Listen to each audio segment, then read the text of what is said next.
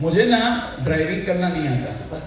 मतलब मैंने जब सोचा था कि गाड़ी लूंगा तो पहले ये सोचा था कि एक मिनट ड्राइवर को अफोर्ड कर पाऊंगा तभी गाड़ी लूंगा, क्योंकि मुझे गाड़ी चलानी नहीं आती। एक मरतबा मेरा बच्चा बीमार हुआ तो मैंने कहा अब क्या करूं 2 बजे रात में। So I called him up and it was raining like cats and dogs. ये भाग करके आए, इन्होंने ड्राइव करा, मेरे बच्चे को हमने उठाया, हम अस्पताल ले गए, उसको इंजेक्शन दिया।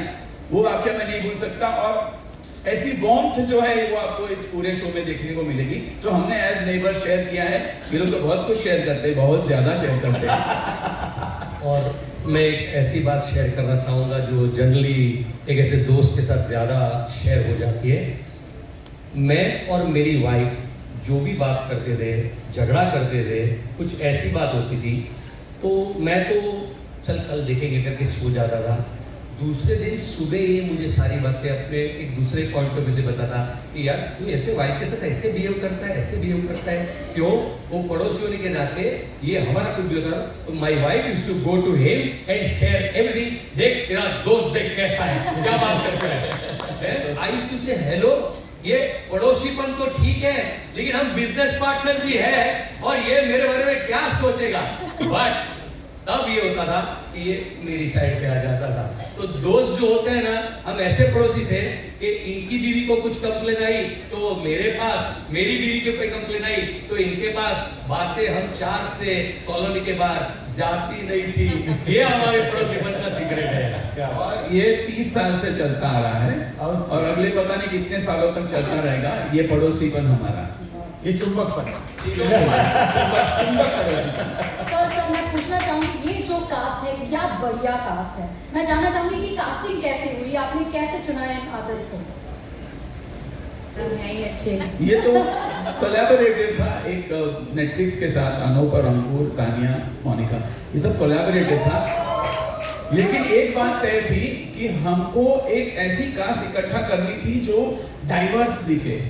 तो आप देख सकते हैं वहाँ पे एक पहाड़ी है, एक पारसी है, फिर एक गुजराती है, फिर एक सिंधी है, फिर एक गुजराती है, फिर एक नॉर्थ इंडियन है, फिर एक महाराष्ट्र कम तमिलियन है, फिर संदीप आजाद पंजाबी है, फिर ये व्यास जी मारवाड़ी है, फिर ये जो है गुजराती है, फिर गुजराती है, फिर गुजराती है, गुजराती मेजॉरिटी है। होस्टिंग इसीलिए इनकी होस्टिंग भी वैसी सोची थी कि क्रिश्चियन और पंजाबी हो, दो जगह थे, ऐसे ही हुआ था।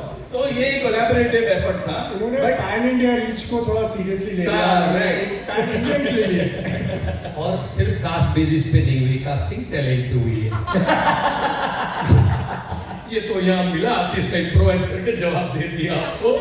पर ये था कि हमने जब ये हम जो किरदार लिखे थे आतिश ने, और उस किरदार पे जब बातें हो रही थी तो we had to cast the right talent, looking their work and freshness से लेके काफी इनमें से एक्टर को शायद नेटफ्लिक्स पे उस तरह से देखा नहीं गया था, सोचा नहीं गया था। और आप भी शायद इनको कॉमेडी में बहुत नहीं जानते, पर इनको इस शो में देखोगे तो आप बोलोगे ये ऐसा इतना कॉमेडी कर सकता है। क्योंकि जस्ट टेक यू बैक, हमारे 2 शो थे, रूपाली गांगुली सारा वर्सेस सारा में कॉमेडी कर सकती है, कोई मान ही नहीं सकता था उसके पहले, क्योंकि सोप पे काम करती थी। उसके पहले आप देखिए खिचड़ी में जो प्रफुल्ल का किरदार करते थे राजीव मेहता, उसके पहले के शो में नेगेटिव और हमारे शो में नेगेटिव रोल करते थे।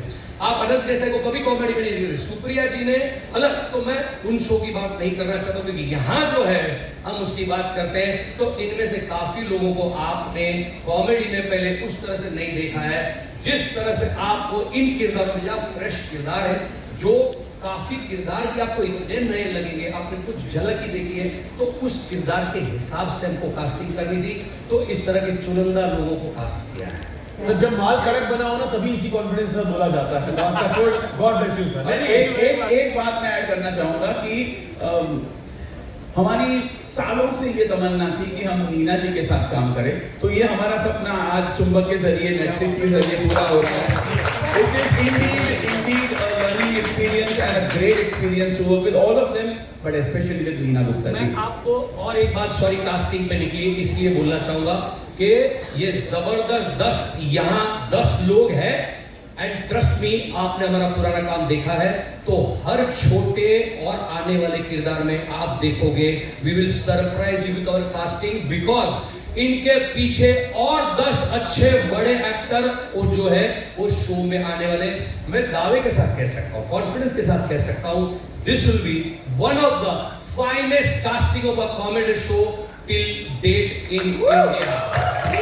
नेटफ्लिक्स पे आ रहे थे, उनके 10वें साल पे आ रहे थे, तो we had to cast a team जो उनकी गरिमा को हम बढ़ा सके, उनको होता ना कि वो डिजर्व करते हैं, ऐसा कास्टिंग लेकर आ रहे हैं। क्या बात है। और मैं तो उम्मीद करता हूँ इसकी बहुत सारी सीजन हो और हमें आप दोनों के साथ भी काम करना चाहिए। चाहते हैं कि इसको ऐसा रहे। More than looking